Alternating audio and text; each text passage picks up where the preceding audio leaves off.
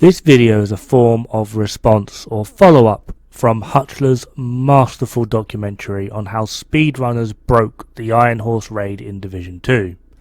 So, to fully grasp the full concept of this video, I would implore you to first watch his. There is a link in the description as well as varying community posts that I have made, and there's also a link in my channel section. I am sure he would also greatly appreciate if you would subscribe to him as well. So, if you've come this far and watched Hutchler's video, seriously, if you haven't, then you're only hurting yourself. I hope that during the course of Hutchler's epic, as I'm now going to call it, that you would have noticed a theme that has been in short supply within the current Division 2 communities, a theme that I have ever so desperately been trying to bring back, a theme that for me is something so simple yet seems to be completely alien in concept to many, or perhaps their greed gets in the way. The theme is simple: the sharing of information. By the time I had reached the midway point in Hutchler's video, I had given up on counting how many times new strategies and tactics had been found and were openly shared with video evidence to so many communities, clans, players, and in some cases even the development team. Now, some may think this is odd. Why would you share information that, if you just held on to and kept away from prying eyes, would most likely solidify you as the reigning champion for a considerably longer time, and perhaps in some cases indefinitely? Well, there's two glaring answers for this. The first being quite simple. For the better part of a year, there was a cheated time plaguing the #1 spot on the leaderboard.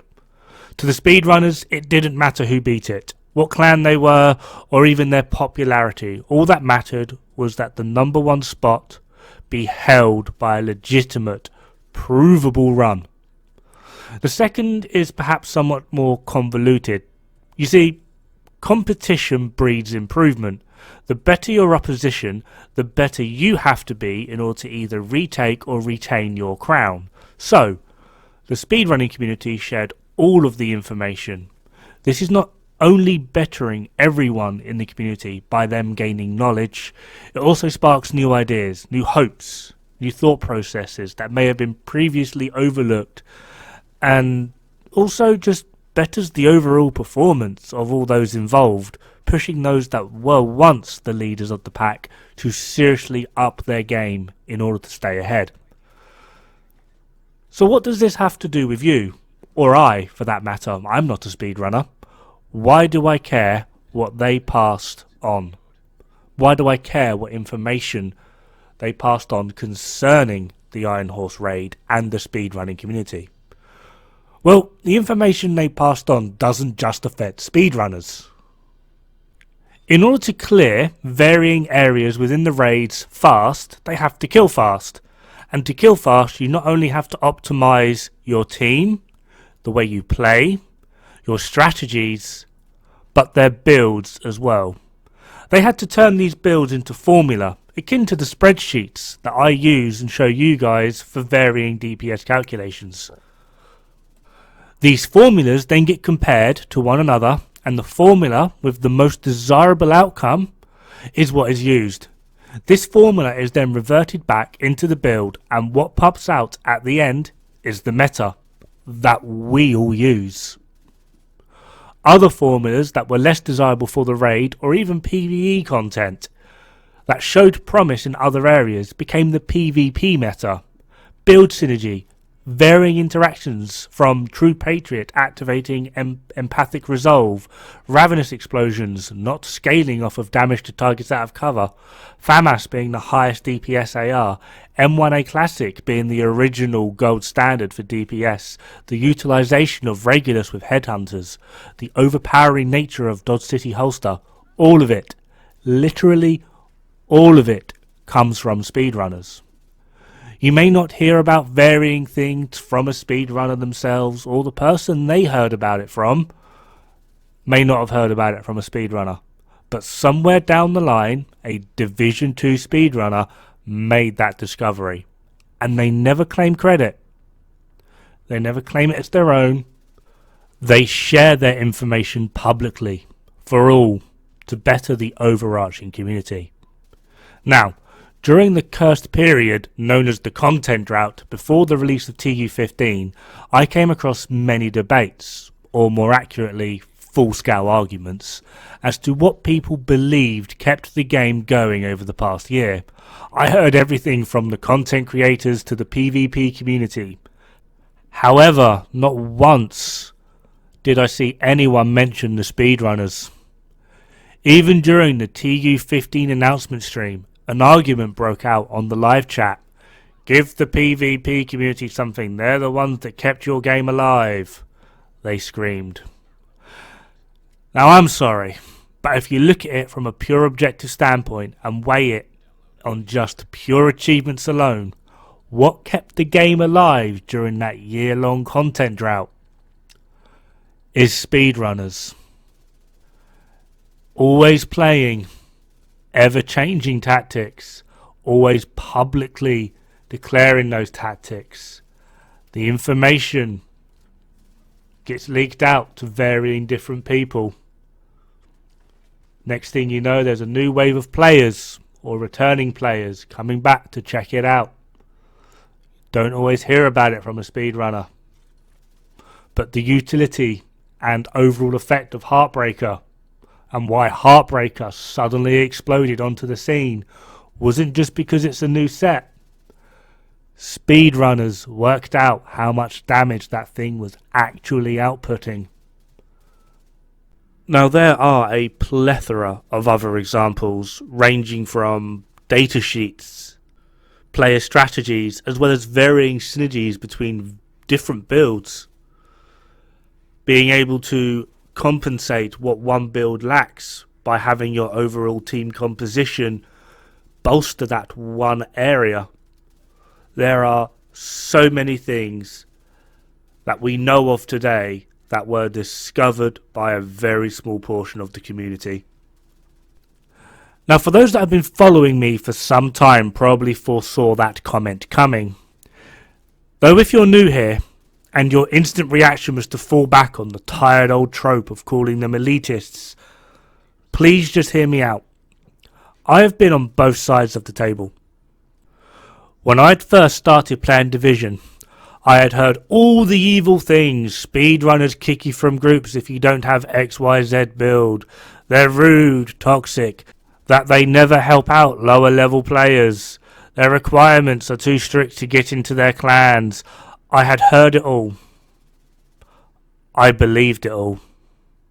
I hated speedrunners. Then I genuinely met two of them, weirdly at the same time. Rise of Brutality and Haribo.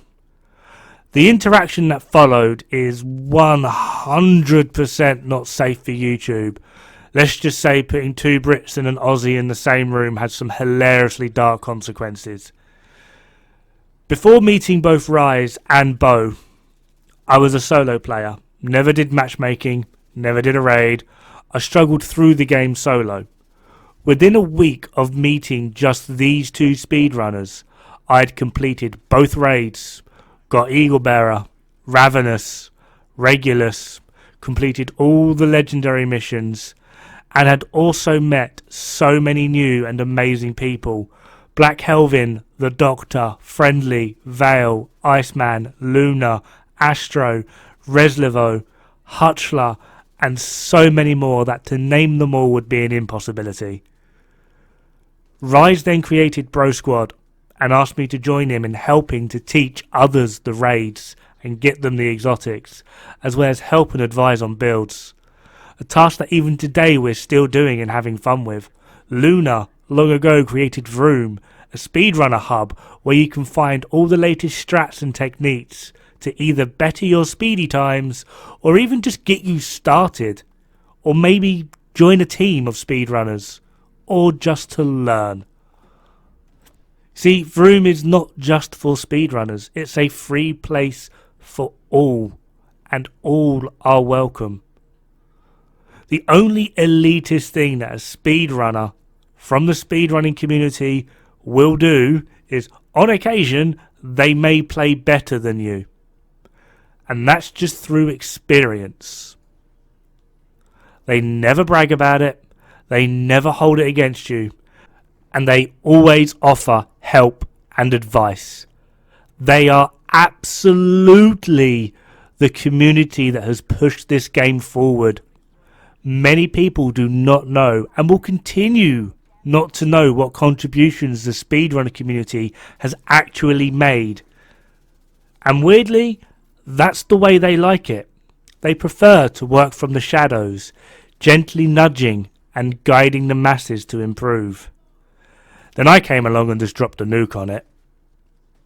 But seriously, they are not elitist. Every single one of them that I have met so far is beyond genuine, helpful, and has probably not seen any form of natural light for at least 2 years. And they just wish for the betterment of the game and its community through the sharing of information. Now, obviously, every community has a few bad apples. I am not saying that every member of the speedrunning community is perfect in every way. You might mention that I have said speedrunners from the speedrunning community along with those that I have met, simply due to the simple fact of I can't meet them all. I don't know them all. The ones that I have met and spoken to at length are amazing people. And I also stress speedrunners from the speedrunning community, simply due to the fact that even within the speedrunning community, if there is a show of toxicity or elitism from X member, they are actively shunned by the rest of the community. They're kind of outcast.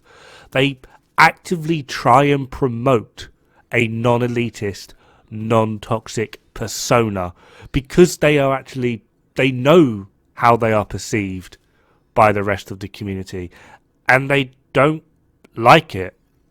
So anyone that goes against what they would consider to be their speedrunner morals, they remove. They are, from what I have seen, they are, although toxicity and elitism does still exist, but they have it mostly under control and they have to be the least toxic community out there. I've been engaged with PvP communities. I think I lasted a day before I just left because I couldn't deal with it anymore. I've seen like casual raid runner groups. I was denied entry because I ran a headhunter build rather than their standard obliterate vigilance build.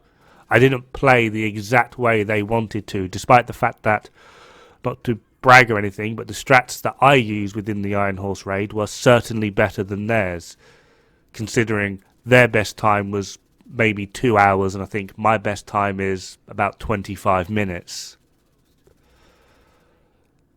Toxicity and elitism is going to exist no matter where you go. No community is perfect, but for me personally, the community that is closest to that perfection are the speedrunners. And I'm not even one of them. I wish I was. Now, it is about time that I bring this video to a close. And I am fully aware that me saying that the only real reason the game is kept alive is because of a very small portion of the community. The speedrunners is potentially far-fetched and difficult for some people to hear. However, the facts are that the meta wouldn't be the meta without the speedrunning community. The build synergies that we are able to create wouldn't be there without the speedrunning communities. The tactics that all of us employ when just generally running through the game wouldn't be there without the speedrunning communities.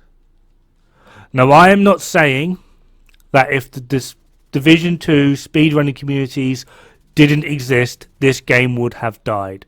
I am sure something else would have popped up, or we would have lent on another community to keep the game afloat. However, as it stands at the moment, All I can really say is thank you, speedrunners. You have taught me a lot. You've kept the game that I love and enjoy playing, and I've met some amazing people through afloat. And I am just grateful for the work that you do behind the scenes. A lot of the work I do is based on what you do. And after meeting so many of you, Hutchler, Reslevo, Astro Luna, Rise, your level of knowledge is just unparalleled, and I cannot say thank you enough. The only reason I have even gained anything on YouTube is because of you. And all I'm doing is just giving you another voice. I've said it before. I'll say it again. I am but a glorified parrot. Have fun. Good luck. Don't die. It's bad for the health.